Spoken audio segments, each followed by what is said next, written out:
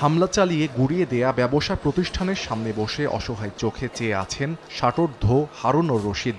ঝালকাঠির কাঠালিয়া উপজেলার আনিলবুনিয়া এলাকার বৃহস্পতিবার ভোর রাতের এই ঘটনায় আতঙ্কিত হারুন সহ তার পরিবারের সদস্যরা।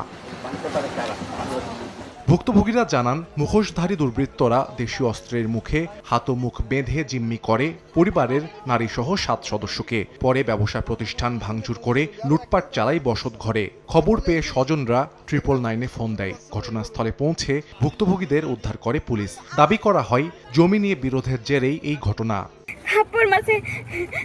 তারপর আমি প্রথমে রশি দিয়ে বাঁধছে, দোকান ভাঙছে এবং মাল জিনিস যত ছিল সবগুলো তারা ট্রাক করে নিয়ে গেছে। আমার স্বামীকে মারে আর দড়িয়ে বাঁধতে আমার স্বামীর সাথে রান্দা ধরছে, আমি একটা রান্দা ঠেলা দিছি। সব কিছু লুট করে নিয়ে গেছে এবং আমার বাসায় জিম্মি করে আমার বাসা থেকে 10 ভরি স্বর্ণ নিয়ে গেছে। ভাঙচুর ও লুটপাটের ঘটনায় থানায় অভিযোগ করা হয়েছে। আইনগত ব্যবস্থা নেওয়ার কথা জানিয়েছে পুলিশ। জমি দখলকে কেন্দ্র করে এটা মানি এবং উচ্ছেদ পর্যায়ে আমরা কি থেমে থাকবো না, আইনগত ব্যবস্থা চলবে। দীর্ঘ 22 বছর ধরে 6 শতাংশের ওই জমিতে পরিবার নিয়ে বসবাস ও ব্যবসা প্রতিষ্ঠান চালাচ্ছেন বলে জানিয়েছেন হারুনুর রশিদ। সময় সংবাদ, ঝালকাঠি।